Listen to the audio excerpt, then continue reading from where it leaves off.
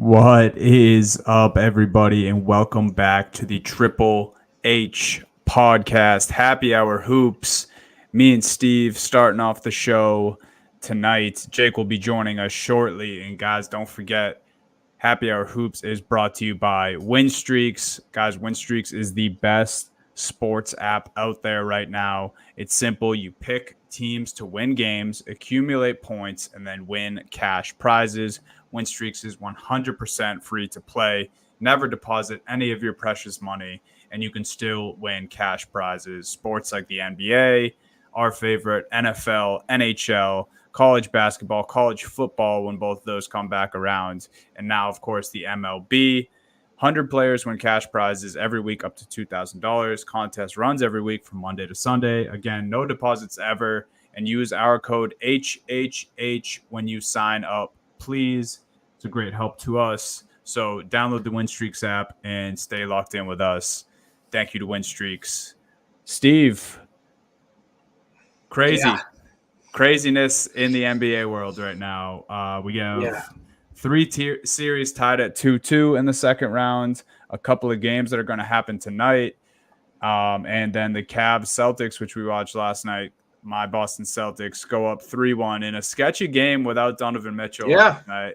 For the first close playoff game the C's have had, and it's just a great time. I say it every week we get on here. There's no better time of year than this. It's just playoff basketball every night, and it's just lovely. Yeah, I mean, you almost called it yesterday too, Donnie, right? On Trainwreck tonight when you talk about, this might be the Max Strus game. And he goes off right off the bat, hits a couple threes. I'm like, oh, no.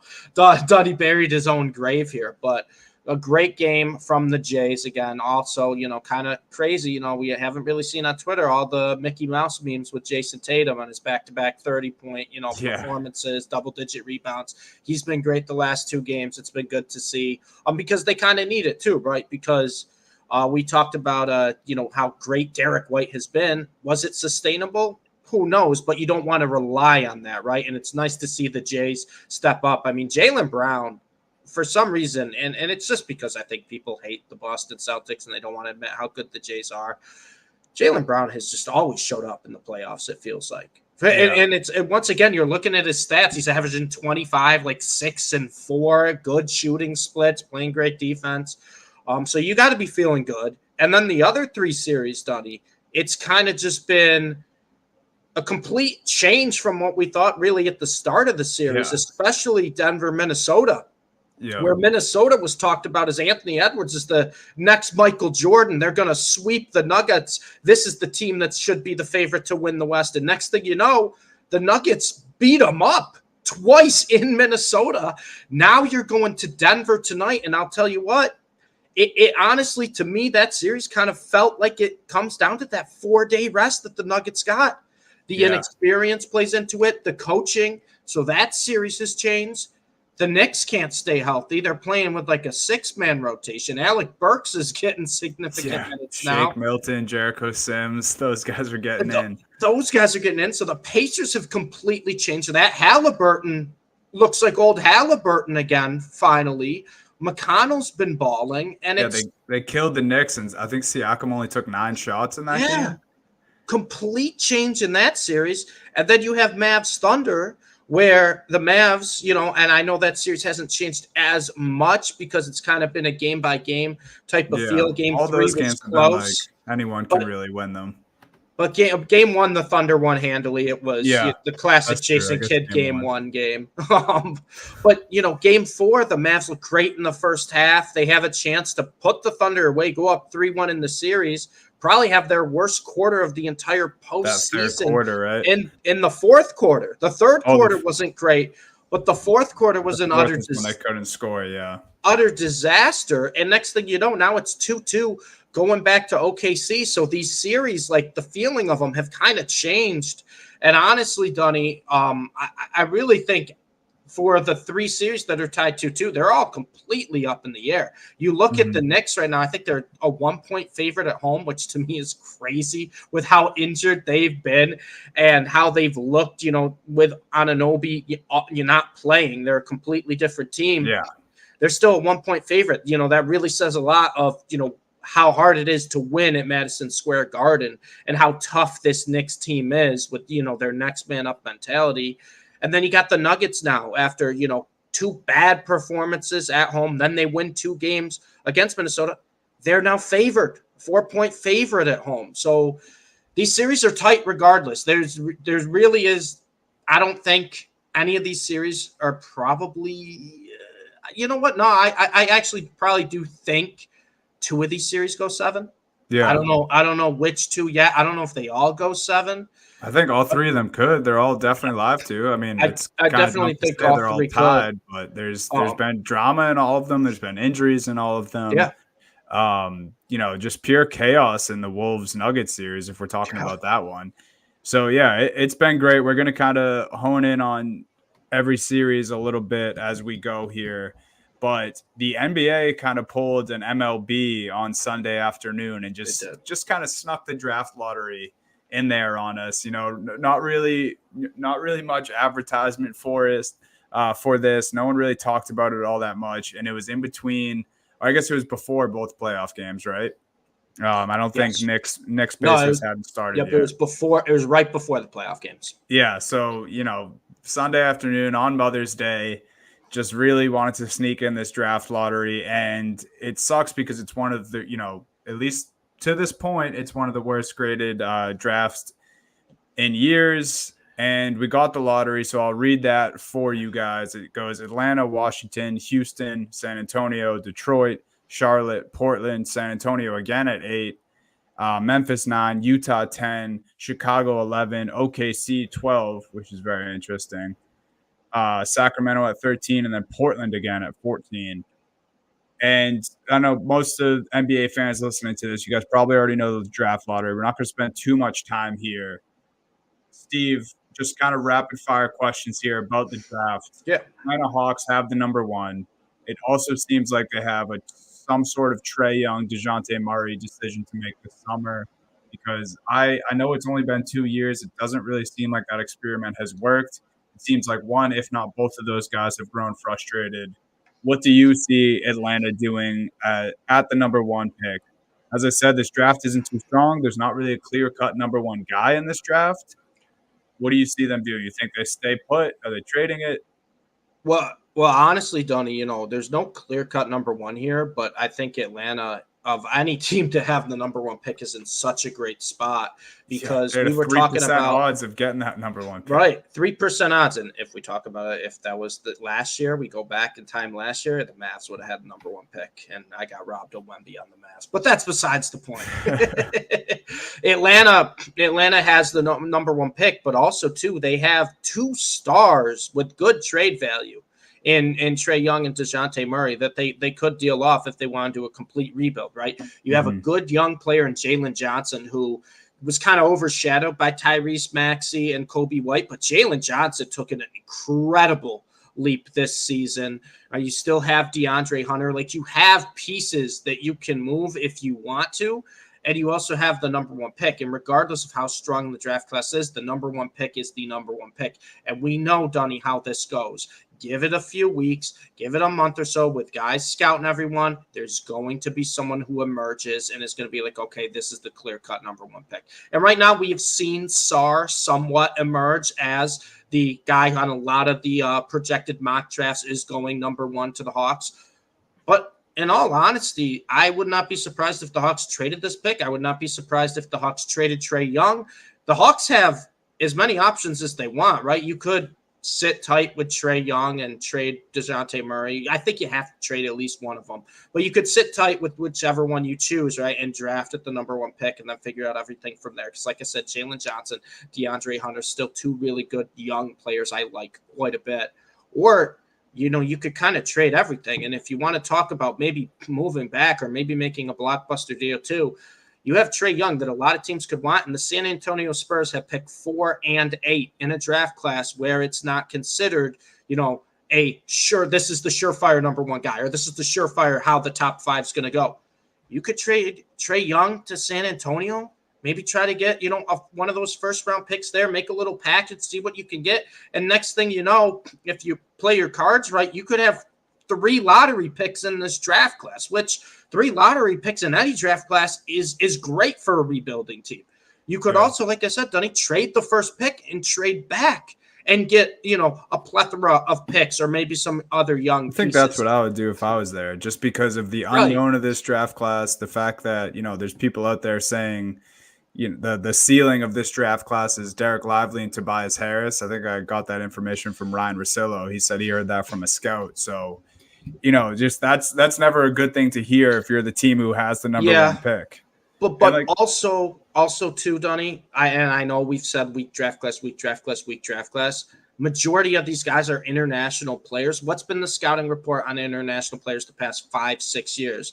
Oh, they're gonna be all right. They're gonna be all right, and then they exceed expectations every single time. So that's where I'm almost kind of like, if you're Atlanta, wouldn't you maybe want to accumulate picks, trade Trae Young, trade the first pick, and just kind of see how many pieces you can get? Because we've talked about it all year long. Atlanta probably wants to do a full rebuild, and obviously the 2 guard situation with Murray and Trae Young isn't working, but both those guys still have value.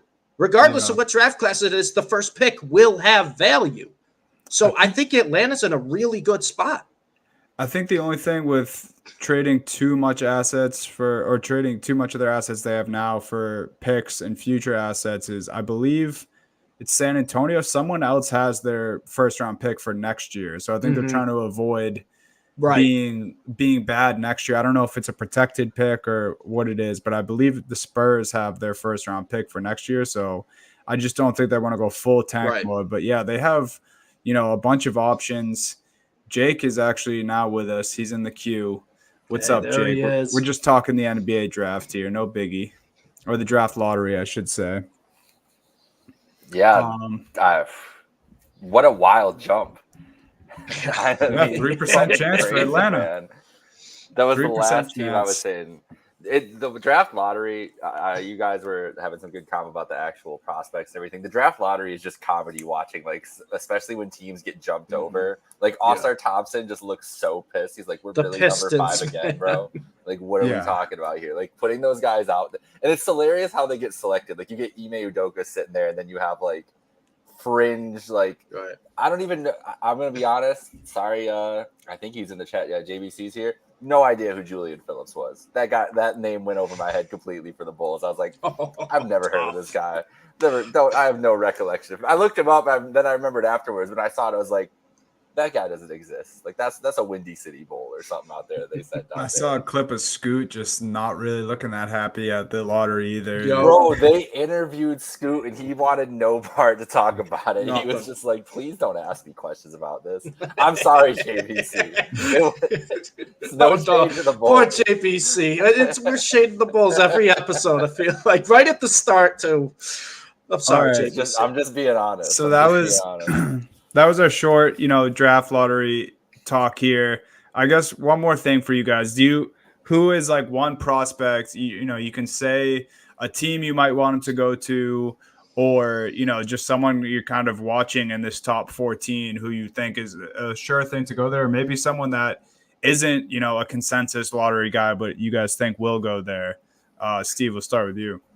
I don't really know exact spot because, like I said, Dunny, so much of this could change. But there's a couple, I guess you would say, prospects that I kind of like that aren't getting as hyped up right now as some of the others. I'm hoping they move up. First one's Matas Buzelis. I think Buzelis, he was not a couple years ago, I think a year ago was kind of projected, he could be potential number 1 pick in this class. I think he's got the best offensive ability. He's a raw prospect by all means, and he has to kind of work on ball handling. He has to kind of work on the fundamentals a bit. But if you want to talk about offensive versatility, Matas Buzelis is exactly what you want. He's a tall, lengthy forward, I think like 6'9", like 200 pounds, and he just can score from all areas of the court. And that's something that, we don't really have in the top guys right now, right? They're a little more defensive based, like Kaiser and Sarr.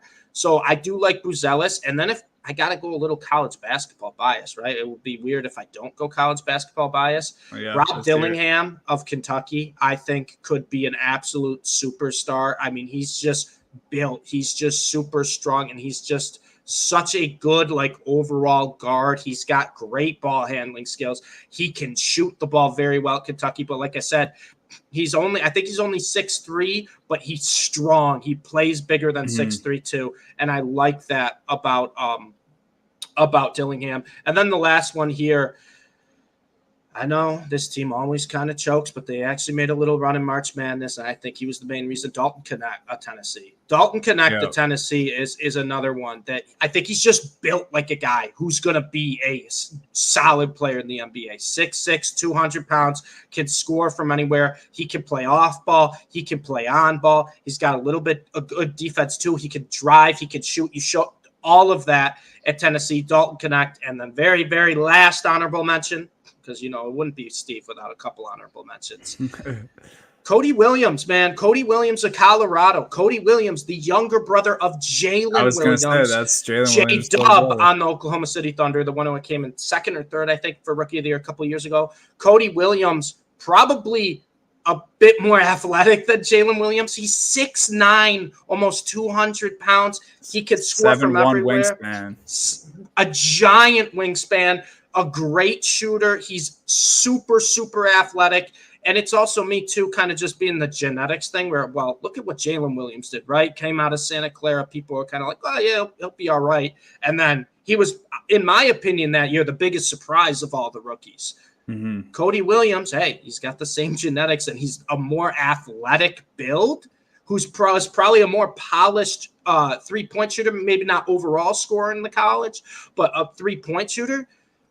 Man, I'll tell you what, and also Cody Williams, too. Talk about defense. He could be the best defensive player from this class, like with his wingspan and athletic ability.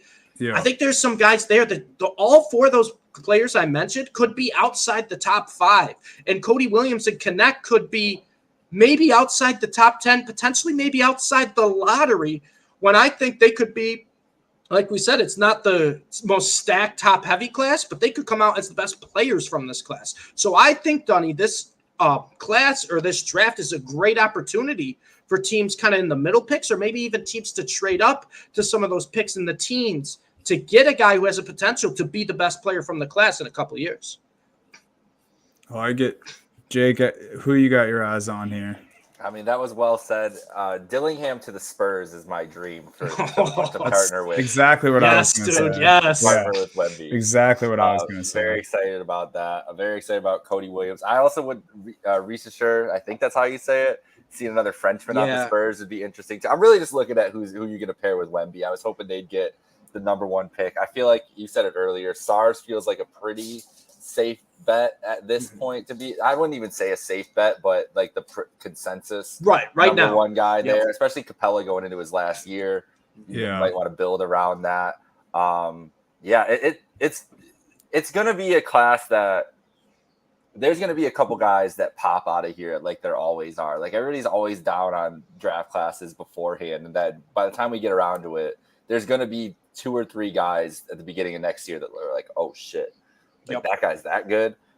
Reed Shepherd too. I'm really interested to see where Reed Shepherd ends up, because that's a guy who I don't know if he has like an all-star potential in the NBA, but I feel like he can step in and contribute right away and be a good player on one of these teams, especially when you're talking like the Rockets, who I don't know what the Rockets are going to be looking at with their 2 picks in there, but to have some shooting on that team alongside Jalen Green and alongside Van Vliet and everything, he might be a nice fit. But just like a team like that can afford to take a flyer on a guy that can come in and like maybe doesn't have the highest ceiling but can contribute right away, I feel like that's where Shepherd kind of fits right in there. Yeah, I love the 2 Kentucky guys, and I think Sar's probably number 1 consensus too, but something tells me Atlanta doesn't want to take him. I don't know. It's just such a weird lottery. The way it got shaken up, Detroit getting 5, Atlanta getting 1, and then I think it's so interesting that San Antonio has both 4 and 8. I think they have, just such great options. I'm in complete agreement with you, Jake. I hope they take Dillingham at 4 and just kind of secure the scoring guard to put alongside Wemby. But for me and Steve were talking about how this guy has been climbing the draft board all of a sudden. Donovan Clingan. Mm-hmm. I wish he wasn't climbing, because I think he would be a fantastic fit in Memphis. They shipped Steven Adams after the injury in the middle of the season, after they kind of punted on the season with Smart and Ja both getting hurt. But I think if you put Klingon next to JJJ and he falls to Memphis at 9, I don't know why. I was thinking about that today. I kind of love the fit. But me and Steve were talking about it. In some mocks, he's going 2 right now to Washington. So it's going to be interesting. NBA lottery itself wasn't that exciting, but obviously once you get into the brass tacks of this stuff and it starts to happen and we get to draft time, this stuff gets exciting, especially because we could see a bunch of trades, just with the multiple teams with multiple picks in the lottery, Atlanta having no idea what the fuck to do with their future. It's all good stuff. I'll tell you what, if Cody Williams is sitting there at 12, OKC ain't passing up on him. No. I'll tell you what, OKC's not passing up on him. And I'm really curious to see what Houston will do at 3. We talked about Houston as one of our favorite kind of young teams that's just starting to finally put it together. And they, we saw what they did at the very end of last year, the run they went on to almost steal that 10th spot from the Warriors. I'm curious. They got a top 3 pick, guys. Yeah. That could be a really interesting landing spot with Houston. I think so too. And it's just crazy even mentioning that OKC has a top 12 pick and they're in the position that they're in right now, tied 2-2 against your Mavericks, Steve. So this is the segue here. Let's rip the Band-Aid. You don't have to talk about last night. You can talk about last night. We're going to spend a few minutes on each series here. So whatever you want to say about the Mavs Thunder. I know we started with a little bit on all the series, but what do you got from last night? Mavs had a chance to kind of put the series away and they blew it. One of the biggest, reasons they blew it, 12 of 23 from the free throw line. That's just unacceptable. You cannot do that in the playoffs. You miss 11 free throws and you end up losing the game by 4. You just can't have it. It's no excuses, though, right? You want to talk about Luka had a very, very poor game offensively. I will be the first to admit that. He had more turnovers than made shots, and it felt like there were multiple possessions where Luka was arguing he didn't get a call rather than trying to finish the play or finish the drive. And that could be frustrating to watch because the series is 2-2 right now. Very possibly the Mavs could be up 3-1 if they just didn't collapse last game. And that's also saying, too, that they potentially could have been up 3-1 where Luka and Kyrie have just not played well so far this series. And to be tied 2-2 against Oklahoma City Thunder, I got to be grateful against that. Going back to OKC, that's going to be tough. But we've seen this in the past with the Mavs where they win that game 5 and then they win game 6 at home. They did it last series against the Clippers. They've won on the road in the playoffs before, and Luka's won on the road in the playoffs before, and he's also great at bouncing back after losses. But last night was a little concerning in the fact that just Luka just hasn't looked himself in pretty much 4 games now. I guess you could say game 2, he did look a lot better, and I guess I'll give him credit for that. So I guess 3 of the 4 games hasn't really looked himself. And game 4 was probably the worst he's looked all playoffs. Mm-hmm. And that's a big red flag because PJ Washington, as much as I love him, as much as he's turned into one of my favorite players, I always liked him before the Mavs. Now I will run through a brick wall for that guy. You can't expect him to get 20, 25 a night. You just can't. That was my biggest thing with this game last night because, honestly, in the first half, the Mavs looked like they were in control, and it really just kind of came down to, neither Kyrie or Luka being able to find their shot. And, it's great what PJ Washington's been doing. I want to kind of compare it to what Derek White did in the Miami series. Yeah, it's absolutely. Like some of those games are like, holy fucking shit, Derek White, like. And there's guys like Shaq and a few others on TV where like, if he can keep this up, then there's no way the Celtics lose any of these series, and they should coast to the championship. But with guys like that, they're a luxury because they can do that every once in a while, and they do all the other little things. But that's just they're not guys that you can rely on night in, night out. It's not fair to expect that from them, and it's just not smart to expect that from them. So. Yeah, I know exactly what you mean about PJ Washington. It can almost get overhyped, and then it looks like he's having a bad game when he's just kind of doing what he's supposed to and letting the stars take over. It just didn't work out that way last night. I mean, 21 and 12 from PJ Washington. Yeah, it was 7 and 19 from the floor, but 5 of 11 from 3. That's exactly what you want out of PJ Washington. What you don't want is Kyrie Irving to only take 11 shots, 4 of 11 from the field, and only score 9 points. What you don't want is Luka to be 6 of 20. You don't want Kyrie and Luka to be 10 of 31 combined for only 27 points. That's what you don't want, because you look at that, you can look at it glass half full or glass half empty, right? You can look at it as, oh, we're going back to OKC. Luka's played terrible. He's been complaining about every call. He doesn't look like himself. He's clearly dealing through an injury, and Kyrie's not stepping up. Like that, if I just said that, that's doomsday scenario. You're probably like, OKC swept them, right? But you can also look glass half full and be like, hey, Luka and Kyrie played terrible. They were 10 of 30 or 11 of 31, 10 of 31 from the floor last night. They only combined for 27 points. They had more turnovers than made field goals, and we only lost that game by 4. Mm-hmm. And the series is tied 2-2. So you can look at it both ways. You just got to take it one game at a time as a Mavs fan at this point and just really hope that Luka could just somehow find some health in his legs, because you can clearly tell he's in pain. Oh, yeah. But I also think multiple injuries, I think. It's not just affecting him physically right now on the basketball court with the legs. I think it's affecting him mentally too, where now it feels like he's broken down, where he's just complaining when he's not getting every call. And it's Luka, it's the playoffs. They call a much shorter whistle, right? They're going to let him play. They're going to let Dort beat you up. I get you're in pain. I get you're dealing with your injuries to your legs, but we've seen you before in previous playoff series take over. Like, you just got to forget it. He's playing to get calls right now. Don't do that. Play to win the game. Play to make your shots. The calls will happen one way or not. And also, too, and I got to give SGA some credit, right? Because my whole MVP take the entire season. SGA had a unbelievable second half and probably willed the Thunder to that Game 4 win. He needs some help too, because Chet and J-Dub have kind of disappeared in this series. That was my only question for the series. It's will J-Dub kind of, honestly, the whole playoffs, I mean, his numbers have been way down compared to the regular season. Yeah. I think he's had some good games. I don't want to completely shit on the guy, but yeah, I was surprised by the way the Thunder offense looked in the first half, and then it took SGA pretty much having to hit everything down the stretch for them. Every mid-range shot. It felt like you were watching a 90s game. Beat you up on defense. Both teams were beating each other up on defense, and SGA was just getting anything he could mid-range. So is it Mavs in 7?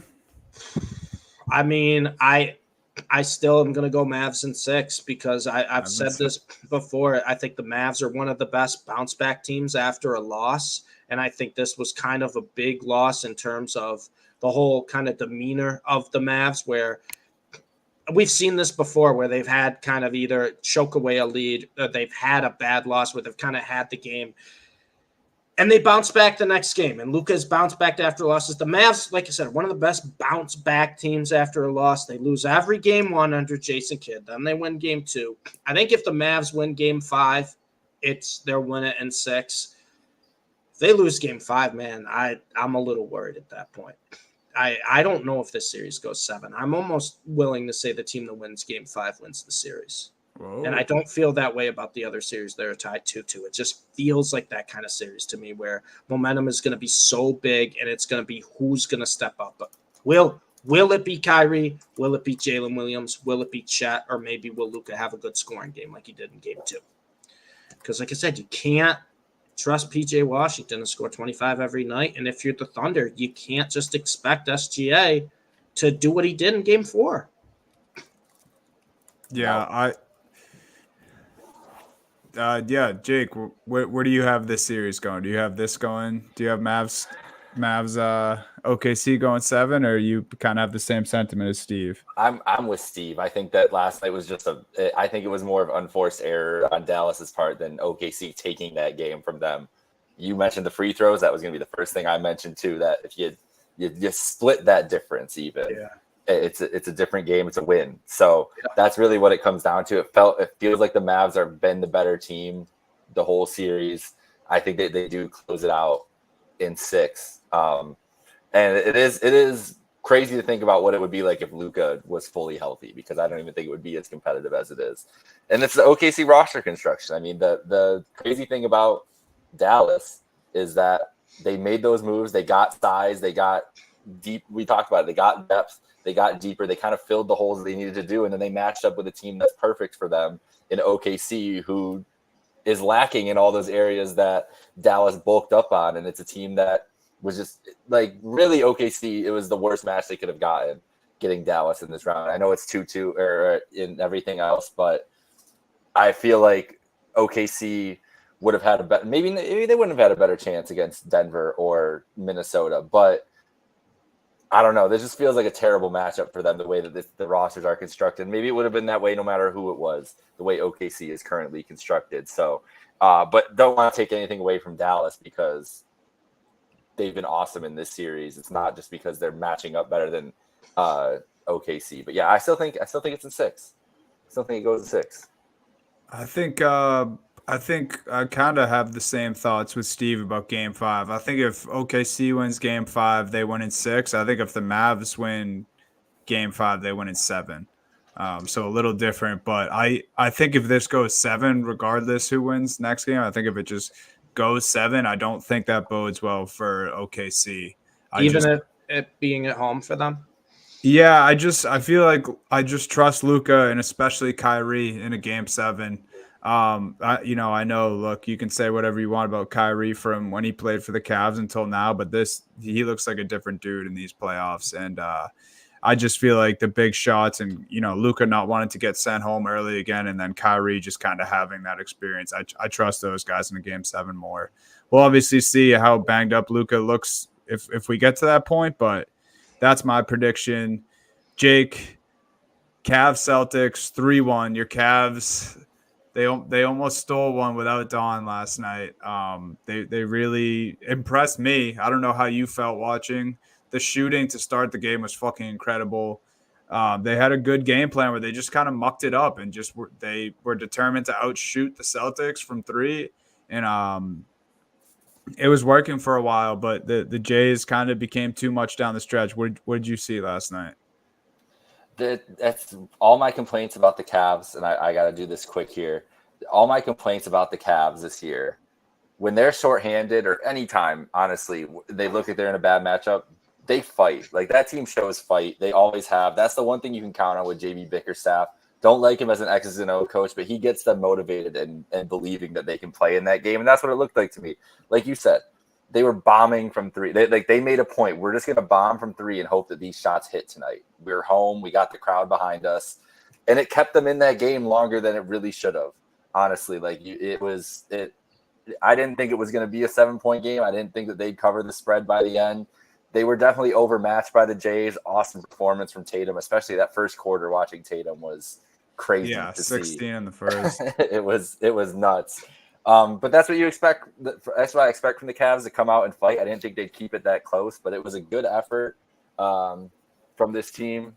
It is what it is with them at this point. They were missing their 2 best players in that game. Like, it just, not that I don't know if Allen and Mitchell make a difference and make them win that game necessarily, but it would have been nice to see them in this series. So that's what it came down to, especially with Mitchell out last night. It's a big damper just on that in general. My only solace is that LeBron showed up so that he and Don could have a nice meeting backstage and be like, listen, Don, if you just stick around, don't ask for that trade just yet. The house in Akron's still looking good. We're out here. That's the only hope. That's the biggest hope I have. But hey, it was a good fight, man. They gave the crowd a hell of a show last night. They did. And Windhorst was even saying that, that had some eyebrows getting raised in the NBA circles. The last time LeBron showed up to a Cavs game, not as a member of the Cavs, he showed up to Ilgauskas' jersey retirement as a member of the Heat. And the next summer, signed with the Cleveland Cavaliers. That's all I'm saying. Oh. All right. Hopefully I'll be back by the end of this show, but I'll be back, boys.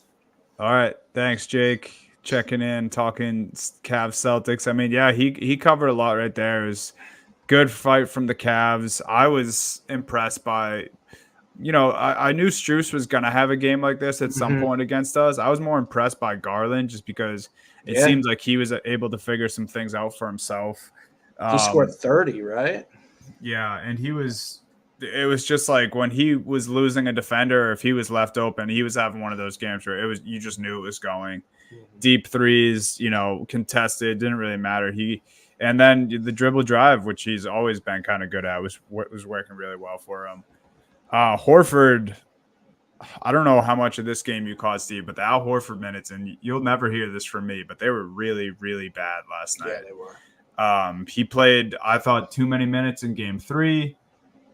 Too many minutes last night. I don't really know what the point of going to get Tillman was if we're not going to use him. And I'm not even saying Al shouldn't have started. I still love Al in the starting lineup. I still think he's deserving of some minutes, but playing him, 30 plus minutes in back-to-back games when you have guys, and we are going up against a depleted Cavs team at this point, especially without Mitchell last night. I didn't really agree with him, but then, I checked the box score and he had the highest plus minus on the team. So it's one of those things where I'm like, all right, what the fuck do I know? Maybe it just helps to have Big Al out there.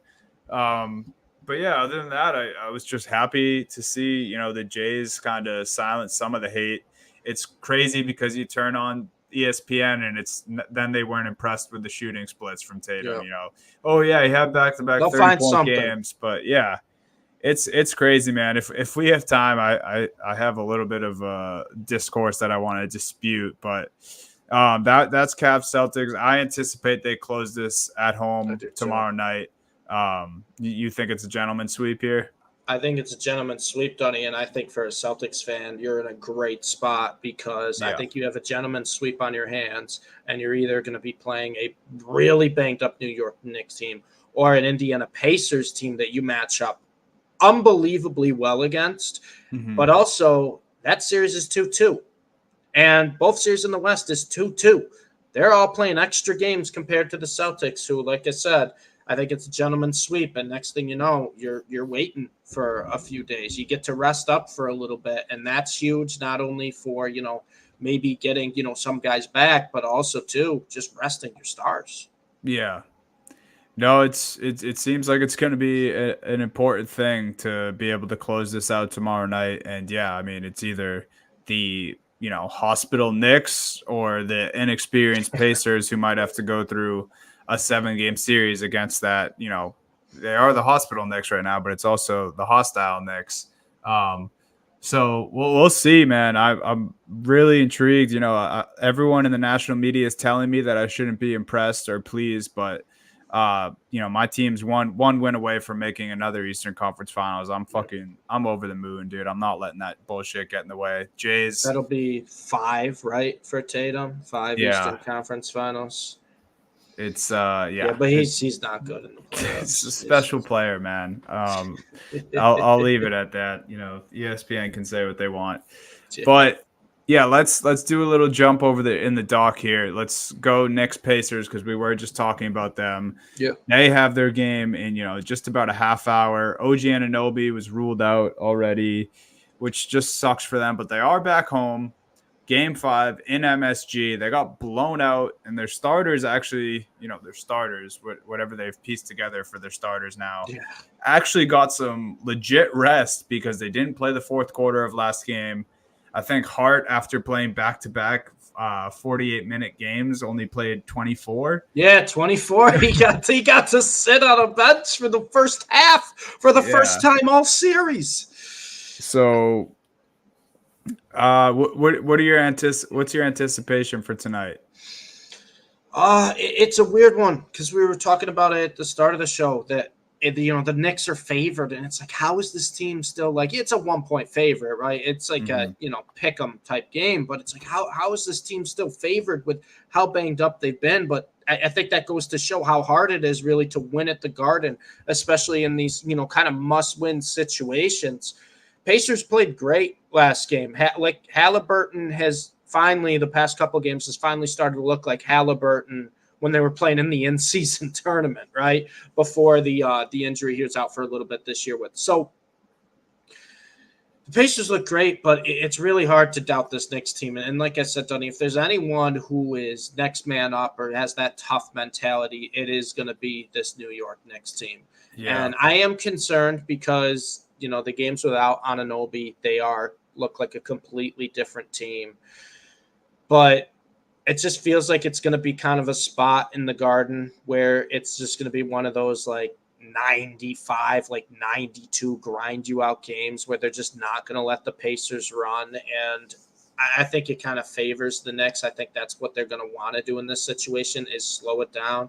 And like you said, too, they got rest last game. Yeah, they were down 40 in Indiana, and that's the reason. But any rest is good amount of rest. And if there's a team that needs the rest more than any other team, it's this New York's Knicks team. So I expect them to come out firing, fresh, locked down on defense. And I think Knicks win here because I think Indiana wins in game 6, and then game 7, all bets are off in the Garden. Who knows who will take that one home. But I do think this series goes 7 because I don't see the Knicks winning game 6 in Indiana. So this feels like a must win. I know every game in the playoffs is a must win. I hate that kind of phrase, but it does feel like to the next series, you lose this game, you lose the series. I think so. Because they got the extended rest, after being able to sit their guys in the 4th, and then they got an extra day. Yeah. So I think I'm with you. Like, Knicks seem like they have to win this one because they're, the rest of the series, there's not going to be a better chance. You go back to Indiana, you saw what happened there last game. Halliburton has his confidence all the way back. It's so tough talking about this series because on the one hand, it's like the Knicks already were coming into the playoffs without Randall. They lose Mitchell Robinson. They lose OG Anunoby. And then they still were playing super great the very start of the series. Indiana crawls back. It's tied 2-2. It's almost hard to give Indiana props here without Knicks fans getting mad at you or like feeling inside yourself, even saying it, being like, is this fair? But at the same time, like, shout out the Pacers, man. Like, Nembhard made a fucking disgustingly big shot in game 3. And then they just came out as a unit, and Rick Carlisle told them to run, and that's exactly what they did. And like I said, Pascal Siakam, like, he only had to shoot 9 times in that blowout. Right. No, you're right. I mean, you got to give the Pacers some credit, right? You can blame the Knicks injuries as much as you want, but we're also talking about, and I know Nembhard made the big shot too, but we're talking about game 1 could have gone either way too. Game 1 and game 3 could have gone either way. This has been a really, really tight series. Mm-hmm. Game 2 is close down the stretch as well. And it's just 2 really good teams. Unfortunate for the Knicks that they're not at full strength. One question for you, or I guess, I don't know, this is just kind of what I think. And of course, we're talking about a team that's coached by Tom Thibodeau. So it's tough to say, or it's even tough to even picture this. But am I crazy for thinking that we can implement Jericho Sims and Alec Burks and Shake Milton a little earlier in the game? Like, the only reason they got run last game is because they were getting blown out. Like, doesn't it make, like, are those guys that bad? I remember Shake Milton getting some minutes in Philly, and like, I know Alec Burks is on the tail end, but like, Jericho Sims is at least a live ball. Like, he's athletic as hell. Like, is there nothing they can throw him out there for? Jericho Sims, I don't hate like throwing him out there, but sometimes I think it's tough to stretch the floor with Jericho Sims. He can be a liability on offense. But Alec Burks has always just kind of been a bucket, coming off the bench. And that's what the Knicks need with scoring. I mean, you'll have your defense, right? Hartenstein, Josh Hart, they'll play their defense. Precious Chua is a great defender. You gotta spell some of these guys with scoring, and I think that's what Alex Burks brings. I want to see him play more, and also I want to see the Knicks maybe play a little small ball against the Pacers, right? Because I think they can afford to play small ball against the Pacers. Yeah, I think you can play Precious. Josh Hart plays a lot bigger than he is. Miles McBride, I think he plays tough too. Give him some more minutes. So we'll see, because my biggest concern when we go back to the start of our playoff prediction, Dunny, right? My biggest concern for the New York Knicks team, and this is before all the additional injuries, was I don't know if Jalen Brunson, as much as I love him, is the type of player who can just take that much on the offense game after game after game after game. Mm-hmm. And yeah, he had his stretch. He was out of this world, unbelievable in the Philadelphia series. But we're starting to see it kind of take attacks on him here in the Indiana series, where Brunson just can't have that like 40% usage rate. He just can't be taking 30 shots a game, and he shouldn't have to. I'm not saying that Brunson's a bad player by all means for that. I'm saying he's been playing unbelievable. He played above his head in Philly, but he's been unbelievable in this postseason. But get the man some help, and get him some help besides just DiVincenzo chucking up 15 threes and hoping it's a hot shooting night. And I love DiVincenzo. And you know how much I love Josh Hart. He's been one of the most valuable players this playoffs. But Josh Hart is not like a go-to offensive option. He can score a little bit here and there. But Alec Burks can be a guy. Right. Like DiVincenzo, he had 35 in that game 3 loss. I forget who was saying it. Might have been the guys on Part of My Take. But someone was like, to get that game from DiVincenzo and to not win in the state that the Knicks are in, like that is tough, because – to ask DiVincenzo to score 35 a night is just unfair. It's kind of like the thing we're talking about with PJ Washington. It's like at some point, it's going to need to be Kyrie and Luka who just fully carry a game, and you don't need that. Yes. That's where the Knicks are at, but they don't have anyone else to turn to. So maybe a more balanced scoring attack. That's what the Pacers have showed us in the games that they've been winning, right? And I'm not even saying everyone's getting involved. These bench guys need more minutes than they played last game. I'm just wondering if you implement it earlier and like almost use it as a spark. Like use the guys that you have. I know that you don't want to, and you wouldn't if you had a full roster, but I just think throwing Shake, Alec Burks, maybe Jericho Sims only when Obi's out there to match the athleticism. Yeah, I think McBride, he's gonna get his minutes anyway. Just because he's been good. But I just mean these guys that just get pulled off, just because it was a blowout the other night. I mean, try, just throw shit at the wall at this point if you're the Knicks, because you need to, and you're going to be an MSG, so you should have the crowd on your side. But we'll see. Jake joins us back for the last series here. Nuggets T-Wolves. I mentioned this on Trainwreck tonight last night.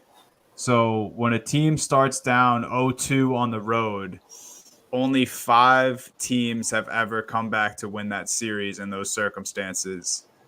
Do you guys think the Denver Nuggets will be one of those teams? Jake, go ahead. Yeah, I think I do. I'm flip-flopping so much on this series. You really are every game. I really am, but I just don't see Jokic. I just don't see how he doesn't figure it out for 2 more games in this scenario. I think that the Wolves are going to go through their lumps this year, and this is going to be their heartbreaking loss, and the Nuggets are going to pull it out and then get smashed by Steve's Mavs. That's what's going to happen. Oh, don't say that to me. Don't say that to me. We still got an OKC war. I just think it's going 7, and I'm not picking against Denver at home in Game 7. That's what I've come down to at this point. I'm kind of with you there. I think 2 things for this series, and this is why I think Denver is going to win. Number 1, no team benefited more from going from Monday to Friday with that rest in between the Denver Nuggets, because when you have an extended rest like that, obviously both players on each side are going to get the rest, but it comes down to coaching, it comes down to experience, right? And it comes down to veterans to kind of adjust from the first 2 games of that series going forward. And you saw it clear as day in Game 3, where that Denver they were just so much more prepared than Minnesota. And also, too, I'm not going to try to take a shot at the guy because I love Anthony Edwards. He's one of my favorite players to watch. He feels like everyone's favorite player to watch right now. But if you look at kind of the personalities on Minnesota versus the personalities on this Denver Nuggets team is a strictly business, right? They're not overreacting to one game here or there, one play here or there. And this is a team that, that rest, that extended rest probably helped them adjust to get ready for the rest of the series, because they've been in Minnesota's spot before where they've been up and they've lost the series, and they've been in tough series before. This Minnesota team, what do you think of with this Minnesota team? You think of dogs, you think of motion. You're telling me you're up 2-0 on the defending champs with a young team that people have kind of doubted all year long. You're now a top seed in the West. You're playing this Nuggets team that you just smoked in Game 2 on their home court, and now you got 3 days off before your next game. You got to be feeling like you're on top of the world. What's the only thing? And I know players don't listen to the media, but that's bullshit. They, of course, hear all this stuff. Anthony Edwards is the next Michael Jordan. This Timberwolves team's not only going to sweep the Nuggets, but they should be the favorites to win the NBA championship. They just hear that. And a team like Minnesota that's inexperienced, that has been inconsistent like in the past, that has, stars with these type of personalities, that's tough for them. And whether people want to admit it or not, I think that played a huge, huge advantage with Denver. So that's why I think this game here, I just think Denver's going to kind of look how they did in Minnesota. Now they're home. Now they got the home court on their side. They got the experience. When you punch a team like Denver in the mouth like Minnesota did in the first 2 days, it's really hard to continue that punch when you have that long of a gap in between. And blame the NBA scheduling. Blame them saying the other Western Conference series needs to catch up. We're going to give you – that just benefited the defending champs. If I'm a Minnesota fan, I'm pissed about that. But at the same time, too, you can't really do anything about it. But it's so tough now watching these last 2 games and just being like, man, like Denver just looks night and day from – it just looks like they watched – all they did for that 3-day break was just watch the game 1 and game 2 and adjust. And – man, I love Anthony Edwards. He had an unbelievable game 4. Karl Anthony Towns was miserably bad, but, you look at this team, you got to trust the experience with Denver here. You just have to. That's where I'm at here. I really thought for me it was just Jamal and Jokic waking up in games 3 and 4. I mean, Jamal obviously so upset and frustrated with himself in game 2. Upset with the refs, clearly frustrated himself. I mean, the Timberwolves were fucking picking him up 94 feet, not letting him get to his spots, not letting him even set up the offense. Jokic was throwing it out of bounds in game 2. Those two guys got the long rest that we talked about, and then since then have been fucking perfect. Like Jamal Murray just doesn't look injured anymore. No. And Jokic just kind of looks like he's like, oh yeah, I am that dude. I'm not going to let these guys, bother me. I'm going to get to my spots too. I'm going to get my teammates involved. And I just think when Jamal and Jokic are kind of working that 2-man game and it's not being stopped and it's not being disrupted like we saw in game 2, I think they're so hard to beat. And then I think their game plan defensively is, I think they just, especially in game 4, and I don't know if this is going to be the case going forward, but it kind of looked like they were just letting Ant get his. And they're like, we're not going to lose to this one guy. And we're going to shut everyone else down. They know Gobert doesn't like to shoot much anyway, unless he's right under the rim. Cat had a horrible shooting night. And, they don't really have many other offensive options. I know guys like Kyle Anderson and McDaniel, they can score the ball, here and there. Mike Conley, he's been a scorer in his past, but he's kind of been quiet in this series as well. So it just feels Denver now, but the way everyone's talking about Ant and how fucking great he is, and he has been amazing to this point, he has an opportunity with his back against the wall and to, kind of come out and show that he is that dude. I have a Timberwolves little history question for you guys. Okay. Anthony Edwards has the most points in a playoff game for the Timberwolves. All of these in the last 2 years, but he has the number 1 spot at 44. He has the number 2 spot at 43, and he has a 41 and a 40-point game. Who is the second player with the second most points in a playoff game? Also a 40-point game. Yeah, well, if you're asking the question, it's not going to be Kevin Garnett because that's the obvious answer. So if Donnie's posing the question like this, it's not going to be Kevin Garnett. So now I'm thinking either Sprewell or Sam Cassell. I'm going to go because I don't think any other Timberwolves teams recently had made like the playoffs. I'm going to go Cassell. Jake? If it's KG, I'm going to be pissed. Who could it be? I was also going to say Cassell out of those two. What if it's just Cat? Oh, yeah. Did he? It's Sam Cassell. Did it? Let's go! Yeah. Let's go! Steve's process is way too good, bro. Let's go! I thought for sure you guys are both going to guess KG because it was me asking the question. Well, you asked the question. I'm like, it's so obvious everyone's first guess would be KG. I'm not guessing that, but I'll go with the KG team and go from there. I think KG's playoff high was 35, which was surprising in first Timberwolves team. That is surprising, though. Still great, but they just didn't get there much. Disappointing, but yeah, man, this is special by Ant. I'll save my Ant conversation for another day because it's gonna sound like hate, but it's not. I can't stand the Tatum Ant comparisons because it's too much for me, man. I can't do it. I'm not gonna get into it right now. In case people have shit to say about what I just said. I know that Ant is outplaying Tatum in these playoffs, but I've heard way too much about Ant already surpassing Tatum, and I can't. I'm not there yet, man. That's crazy to me.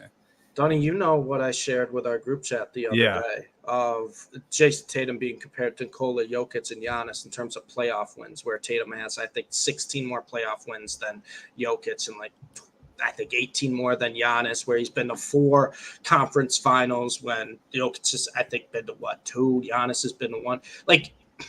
And first round exits, Jason Tatum only has 1 compared to, I think, Giannis 4, Jokic 1. But it's like NBA fans, and I think we can relate on this, Donnie, because Luka likes to get his fair share of hate by the NBA, online fans and the media, and Tatum the same way. I had talked to my, friends with this, and it's until you win one, they're going to get the hate. And that's where you have to be as a Celtics fan. You can't even get triggered or upset by any of this and any of these comparisons. Like, I brought it up to I forgot who it was the other day, but one of my friends where they were showing the best young players in the league. I'm like, Luka's not even mentioned. And he's like, well, yeah, because, Luka's older. I go, no, Luka's younger than 3 of the 4 players in this league. Luka is almost a year younger than SGA, but no one wants to admit that, right? It's just how the media kind of, narrates everything. And people will judge Tatum of like he hasn't won one. It's like, yeah, because he was in the conference finals at 19, 20 years old, of course. He was ahead of schedule. So you're punishing a guy for that. He's 26 years old. Jokic won his first championship last year when he was 28. Giannis didn't win one until the end of his 26-year-old season. You got to be patient, but it's the same conversation across all the major sports. And soon, I'll be honest with you, Jake, I know the hockey media isn't as crazy as NBA or NFL, but soon if the Oilers don't win one, there's going to be people chirping about McDavid. Oh, he doesn't have a championship. Oh, look at him, doesn't have a cup. It just happens. Until you win one, they're just going to doubt you. You saw it with Alex Ovechkin's entire career with the Capitals until he won one. You saw it at the start of LeBron James's career. And we're talking about LeBron James that people are now saying is the GOAT. Or it's 1-2 with Michael Jordan, right? It's just going to happen. So you just got to ignore it. And, Dunny, I'm also saying that so I can hear it myself, too, because nobody gets hated more than Tatum and Luka online. It is tough out here. Yeah, it's crazy, man. And, again, that's why it's tough because, Ant is just the guy who is getting the treatment that Tatum got once upon a time right now. But I don't know. It's just a recency bias thing. It's a prisoner of the moment thing. I think NBA fans are probably the worst fans at being trapped in that kind of stuff. Yeah. So it's great though, and it's right. I can accept the whole it don't mean a thing without the ring. And I hope the Celtics are able to do that this year so we can stop some of this discourse. But fellas, great show. We got 2 playoff games tonight and some more throughout the week. So also, WNBA starts off tonight. Yes. Caitlin Clark's already balling started now. Yeah. Big year for the WNBA. Big year. All 4 games tonight televised too. Yep. Four games on opening night televised. Got to give it a shout out there. It's great. JBC is giving us our send off with a W show. Shout out JBC. Thank you, JBC. Caitlin Clark 0 for 3 bust. Oh, started 0 for 3 bust. Sorry, gotta call it. I see it. Big bust for Caitlin Clark. Yeah, we'll see where that goes. I believe they were 8-point dogs in her first start. So we'll see. Connecticut's not an easy team, though. No, they're not an easy team. Alyssa Thomas, DeWanna Bonner, they got length. They're a good team. Yeah. So thank you for everyone who listened. Thank you to Trainwreck Sports. Thank you to our great sponsor, Winstreaks. Go download the Winstreaks app. Use our code HHH when you sign up. And thank you all for listening. Enjoy the NBA playoffs. Go Celtics. Later, guys.